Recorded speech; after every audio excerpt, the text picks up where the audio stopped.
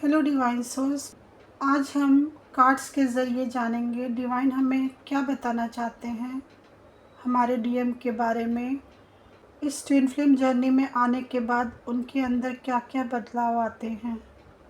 उनको ईश्वर से कई तरह के संकेत प्राप्त होते हैं। डीएफ भी उन्हें जागृत करती हैं।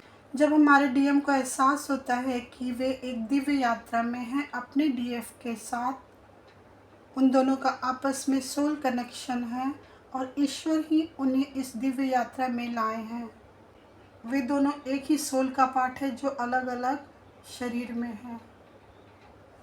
तो उनके अंदर भी बहुत सारी जागृति आती है, बहुत सारे रियलाइजेशन होते हैं। उनको भी बहुत सारे साइन सिंबल्स मैसेजेस मिलते हैं यूनिवर्स के, जिनसे उनके अंदर अंतर्ज्ञान पैदा होता है कि वे एक पवित्र प्रेम के संबंध में है अपने डीएफ के साथ। डीएम को धीरे धीरे एहसास होता है कि वे एक आध्यात्मिक और भावनात्मक जागृति की ओर बढ़ रहे हैं। इसका उद्देश्य ईश्वर के समीप जाना है।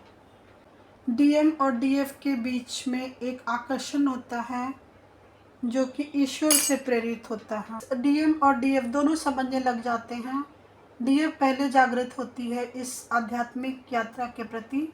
इस यात्रा में आने से पहले डीएम एक फूल की एनर्जी में होते हैं। वो हर तरह का रिस्क लेते हैं लाइफ में, अपने मटेरियलिस्टिक वर्ल्ड में रहते हैं। वो बहुत लॉजिकल प्रैक्टिकल माइंड के होते हैं। उनके पास अपने गुणों का खजाना होता है। इस जर्नी में आने से पहले डीएम एक फूल की एनर्जी में होते हैं जो कि इनोसेंस और दिशाहीनता को बताता है। उन्हें नहीं पता होता है कि ज़िंदगी में उन्हें किस दिशा में जाना है। वो गुणों के खान होते हैं, उन्हें सब कुछ पता होता है। वो उनके पास जो भी गुण होता है, ज्ञान होता है, उसके साथ अपनी जीवन की यात्रा में आगे चलते रहते हैं। लेकिन वास्तव में उन्हें ये पता नहीं होता है कि उन्हें किस दिशा में जाना है।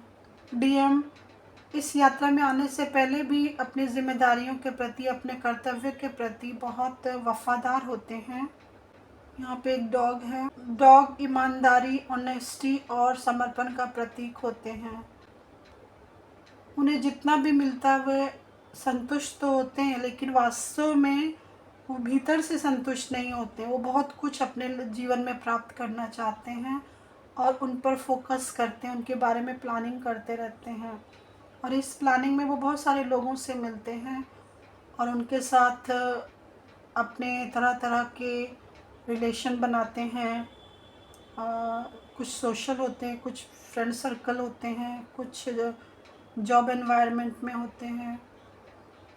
टोटल मिला के उनका अच्छा ग्रुप होता है जहाँ पे लोग उनको पसंद करते हैं। इस यात्रा में आने के बाद उन्हें एहसास होता है कि वो अपने संपूर्ण प्रेम को प्राप्त कर चुके हैं और उनके लाइफ में अबेंडेंस मिल चुका है। ये 10 ऑफ कप्स है, संपूर्णता का प्रतीक है। जब उन्हें एहसास हो जाता है कि डीएफ उनके साथ है तो फिर वो अपने पेंटिकल्स पर ध्यान देने लग जाते हैं और उनके साथ अपना लाइफ एंजॉय करने लग जाते हैं। डीएफ के साथ रहते हुए वो एंजॉय करते हैं, सुख से रहते हैं, शांति से रहते हैं, ईश्वर के साथ रहते हैं और उन्हें एक घर का एहसास होता है। इसी के साथ साथ उनके अंदर आध्यात्मिक उन्नति भी होती है और उन्हें पता चलता है कि ईश्वर उनके साथ है और उन्हें अपना ज्ञान दे रहे हैं। उन्हें इस बात का एहसास हो जाता है कि ये ईश्वर की यात्रा है और ईश्वर उनके साथ हैं और उनका मार्गदर्शन कर रहे हैं और उनको तरह तरह से अपने संकेतों के माध्यम से जागृत कर रहे हैं। उसके बाद डीएम एकांत में रहना शुरू कर देते हैं, मनन करते हैं अपने पास्ट लाइफ का, प्रेजेंट लाइफ का और फ्यूचर लाइफ, तीनों को मिला करके वे चिंतन करते हैं और उस संबंध में विचार करते हैं और एक निष्कर्ष पर पहुंचते हैं कि उन्हें किस दिशा की ओर आगे बढ़ना है। डीएम फील करते हैं कि अब उन्हें अपने डीएफ को लेकर के एक लॉन्ग प्लानिंग करनी चाहिए जिसमें एक स्टेबिलिटी हो, स्थिरता हो, शांति, सुकून हो। ये सभी बदलाव होने के बावजूद भी डीएम थर्ड पार्टी के साथ बने रहते हैं क्योंकि वो बहुत प्रैक्टिकल होते हैं और अपने पुराने रिश्तों को मेंटेन करते रहते हैं जिनके साथ उनका अपना कमिटमेंट होता है। शुरू में डीएम इन सब बातों को खारिज कर देते हैं कि उन्हें कुछ जागृति चाहिए शुरू शुरू में डीएफ के साथ अपने इस रिश्ते को नॉर्मल की तरह ही लेते हैं। भी डीएम थर्ड पार्टी के साथ रहते हैं, अपने पुराने ईगो एटीट्यूड में रहते हैं, अपना जो सिस्टम चला रहा है उनको फॉलो करते रहते हैं। साथ साथ थोड़े थोड़ा ईश्वर से भी जुड़ते हैं, आत्ममंथन भी करते हैं, अपने पेंटिकल्स पर भी ध्यान देते हैं, डीएफ के बारे में भी सोचते हैं। पर फिर भी वो फूल की एनर्जी में रहते हैं। अभी भी उनको एक दिशा नहीं मिला होता है, क्योंकि वो शुरू शुरू में समझ नहीं पाते हैं कि उन्हें क्या करना है क्या नहीं करना, इसलिए बार बार फूल की एनर्जी में आ जाते हैं, अपने पुराने ज़िंदगी को ही जीना पसंद करते हैं। थर्ड पार्टी में रहते हैं, डीएफ के साथ रहते हैं, ईगो एटीट्यूड में रहते हैं, अपने पुराने संबंधों को निभाते रहते हैं, सामाजिक बंधन में रहते हैं। लेकिन जब उनकी जागृति हो जाती है, उनको ये रियलाइजेशन हो जाता है कि ये नॉर्मल रिलेशन नहीं है, ये ईश्वर की यात्रा है, वो समझ जाते हैं कि डीएफ के साथ उनका रिश्ता साधारण नहीं है। डीएफ के साथ वो पास्ट लाइफ कनेक्शन फील करते हैं, आकर्षण फील करते हैं, मैग्नेटिक पुल फील करते हैं, उसके साथ समय बिताना पसंद करते हैं।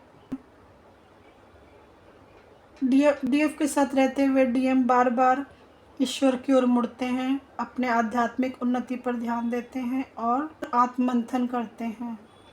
सारे डीएम्स में चेंजेस अलग अलग आते हैं। ये उनके इनर वर्क, उनके मेडिटेशन और ईश्वर के प्रति उनके समर्पण पर निर्भर करता है, उनके विश्वास पर निर्भर करता है। मैं इन कार्ड्स के माध्यम से अपने डीएम की एनर्जीज़ को कनेक्ट कर रही हूँ, जो मैंने खुद महसूस किया है, अपनी नज़रों से देखा है, उनके अंदर जो भी बदलाव हुए हैं।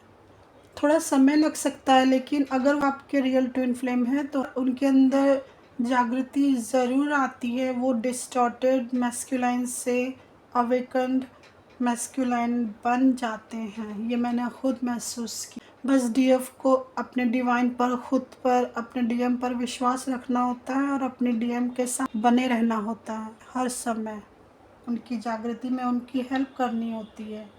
अगर आप चाहते हैं कि आपके डीएम में बदलाव आए, उनके अंदर जागृति आए, वो इस जर्नी को समझे, ईश्वर की बताई गई बातों का अनुसरण करे, तो डीएफ को चाहिए कि अपने डीएम के साथ हमेशा बने रहें। डीएम को ये खुद भी फील करना होता है कि वो कितने बैलेंस हैं, उनका जुड़ाव ईश्वर से कितना हुआ है, उन्होंने अपना कितना इनर वर्क कंप्लीट किया है, उनके वुंड्स कितने हील हुए हैं। ये सभी इंडिविजुअल डीएम पर निर्भर करता है, बट कुछ बातें होती हैं कॉमन जिनके आधार पर हम कंक्लूड करते हैं। और सभी डीएफ के डीएम्स अलग अलग होते हैं, वे अपने अपने अनुभव अलग अलग फील करती हैं।